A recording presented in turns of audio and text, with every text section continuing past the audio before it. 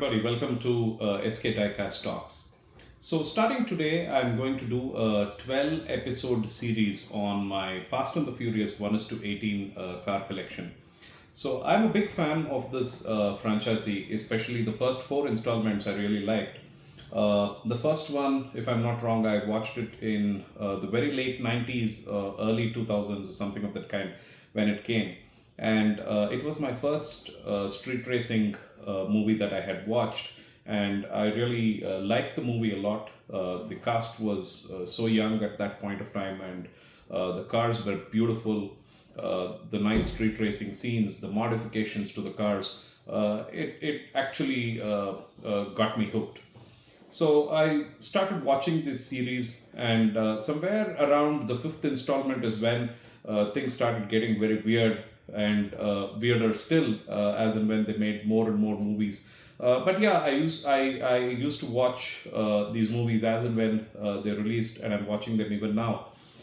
Even though it is very cringy off late, Pontiac Fiero going into space and submarines and whatnot. But the first four movies was very good, and I'm going to showcase these cars, especially from the first set of movies that came out. So I would like you to subscribe to the channel and hit the notification bell so that you're informed as and when I release a new episode. So without any further ado, let's go and take a look at episode 1. Yo, you know you owe me a 10-second car, right? This is a garage. Hey, pop the hood.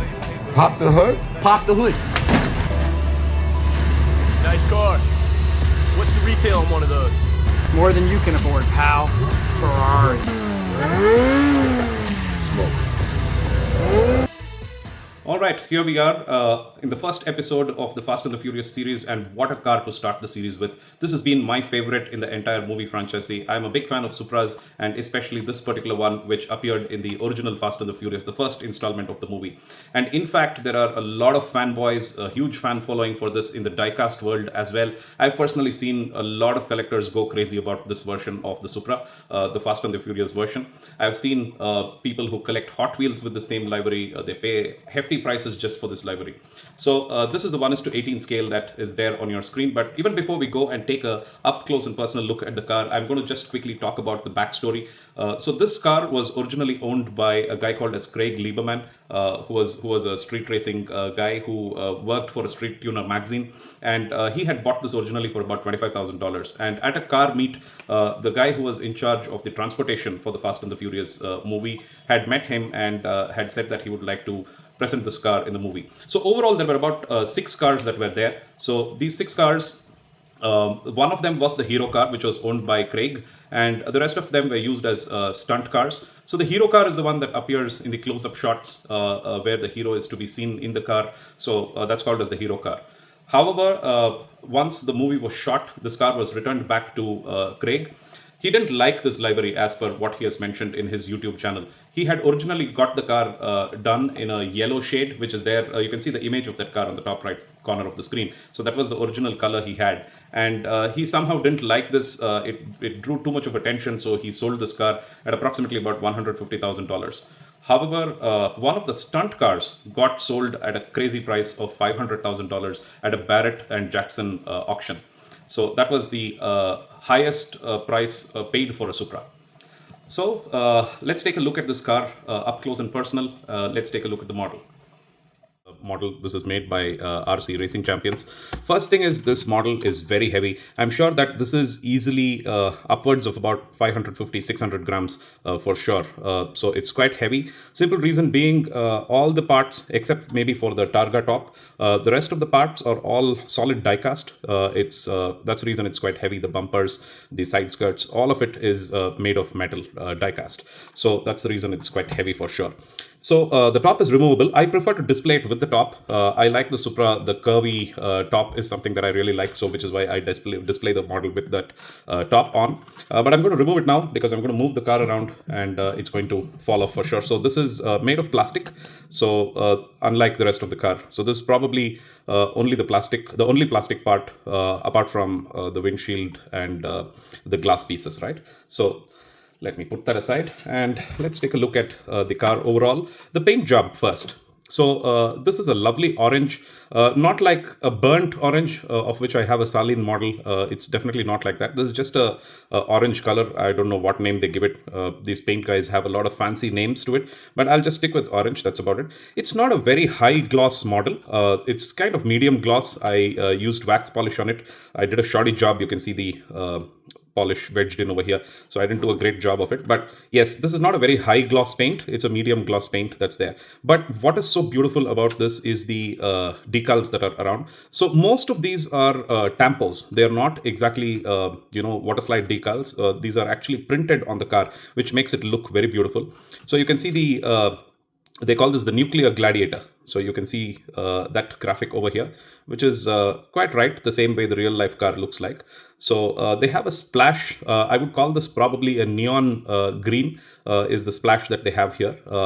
Overall, very neat job on the tampos. I really like the tampos, done quite neatly. You can see the Sparco and then the Modern Mage and DT, G-Ready, all of that. So let's take a look at the front end of the car. Let's see how good it looks. So you can see it's made quite right, exactly the way the car appears in the movie. So it looks quite good. I would have preferred this headlight inserts to have been a little more transparent, but it's okay. It adds character to the car. It would have been nice if we could see the bulbs inside. I think that would have given it a much more beautiful look. The fog lamp inserts are very nicely done. They have some kind of a glass plastic over there with a chrome finish. It looks quite nice. The vents, and then there is the indicator lamp that you can see over there, which is also a plastic insert. Inside this vent, you can actually see the radiator. I'm just going to shine a little light into it so you can see that radiator over there. So, which is obviously a plastic insert, but it looks quite good. So that's the front end of the car, and looking good so far. Let's take a look at the rear end as well. Right, the rear end looks nice. I've always liked the Supra tail lamps. They look really lovely. So true to the essence of the unmodified Supra, I think they've used the similar kind of inserts over here with the 4 bulb setup that's there. The reverse lamps, the brake lights, and all of that. The indicators looks good. The number plate is the actual number plate of the car that came in the movie. So it's quite nice. A couple of tampos here and there. The Toyota tampo also looks quite nice in black. The rear bumper has these cool fins, which are very nice. They're made of metal as well, so that's the best part. An all metal body ensures that there's not much of breakable parts around. So let's take a look at the side. I've already discussed the graphics, so forget that. Let's take a look at the wheels. Wheels roll very freely. The wheels are very nicely made. It's a beautiful chrome made of plastic. But however, they've become a little weak because you can see that it shakes. That's because the car is so heavy, and these wheels have to bear the weight of that. So which is why they end up becoming like this. All the 4 wheels consistently are like that. It just shakes. So yeah, otherwise the brake calipers are made in black. It would have been nice if the calipers were made in red or even the orange of the body. I think that would have stood out quite well. But otherwise, I think it's okay. The wheels are very nice. The tires are also good. So I'm just going to show you the base of the car. Let's take a look at that. It's not a very detailed base though. It has some amount of details for sure. So you can see the gas tank. You can see the exhaust pipe. It's got a nice chrome tip that's there. You can see the gearbox. You can see the oil pan that's over there. But otherwise, yes, this is a whole lot of plastic. The base has been made out of plastic completely. The tires are nice. It's got good treads. So though the brand of the tire is not printed anywhere on it, but I think it looks quite okay. All right, so let's take a look at the engine bay now before I go into the interiors. A little tricky to open up, but let me do it. There you go. So it's a little dark because of this. Let me shine some light into that. So there you see, it looks quite nice. There's a lot of chrome in the engine, as you can see. It's looking good. A bit of black plastics inside. But yes, this is how the actual car looks like. I've seen under the bonnet on the internet, there's quite a lot of images of this car with all its doors open, the hood open. So you can see how it looks. It looks quite nice. It's made of nice shiny chrome. Yeah, could have used a little more colors and details for the cables and the electricals that are there inside. It would have looked even better, right? So let's take a look inside the boot and let's see how it is. The boot is a little easy to open because of the spoiler there. So there you can see it's quite cool. It's got a couple of NOS tanks, as you can see, and there are about 3 amplifiers over here, a couple of woofers in the center that you can see there. So like the real life car, they have the yellow roll cage which is there inside. So that's also done. I think the attention to the detail is very nice. They've made it as close to the real car as possible, keeping in mind the color schemes. If you look at the upholstery, that's also very nicely done. It's the same blue and black upholstery that's there in the real car. Yeah, otherwise nothing else on the boot. The NOS tanks I really love. It's nice, though it's not connected anywhere. So I think it's just for show purposes, but it's looking good. All right, so let's take a quick look at the interiors. I'm just going to open the doors. Yeah, I think like in the real car, there's the steering wheel, the sports steering wheel that you can see there. There are a couple of RPM meters, a few dials. I think they've done it quite well. The stickers on the dials are nicely done. The mirror looks nice. A couple of sunshades that you see over there. And the seats are also good. A lot of plasticky. I think they should have made it a little more matte. But shiny plastic is what it looks like near the gear lever and all of that. The seats are also plastic. They don't have a soft texture to it, but the carpet does. The carpet is made of some kind of a furry material, which is nice. The real life carpets, it gives that feel. The seats, you can see the seat belts are molded over there, which is good. I've seen a lot of models without even that, but this looks nice. They've done this quite well. I'm going to show the other side just to see how the interior looks from there. So you can see the AC vents over there printed into the dashboard. A lot of buttons and stuff that you see over there, all part of the plastic mold. So otherwise, there's nothing really great about the interior. The door pads, you can see it's got the same blue over there with all the power window switches and all of that that's been printed into the mold. It looks good. The I'm sorry, excuse me. So the mirrors are also made of metal. The casing is made of metal, which is again a good sign for a sturdy model. The door handles are plastic though. The spoiler, let's take a quick look at it. Made of plastic, but it's got an aluminium finish to it, which is looking quite nice. It's giving the real aluminium feel. The paint is done very well on that.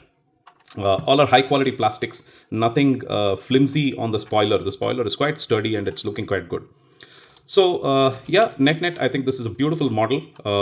The attention to detail, like I said, is very nice. You can see the light inserts over here, the indicator light, and then there's this insert over here. I think they've done it quite well, and it looks very, very sleek, the model itself. Very beautiful to photograph. So this is going somewhere around $300 on eBay right now. That's the price of this model that's there. There are a few models which are not very complete, the Targa top missing and a lot of other stuff. But I think the good condition ones that you can see there are about $280, $300 on eBay is what I could see. So that's the going price of these. So that's the Supra from Fast and the Furious, the original Fast and the Furious. So I hope you enjoyed this episode. I hope you enjoyed the car. So I'll see you in the next episode. Until then, bye-bye.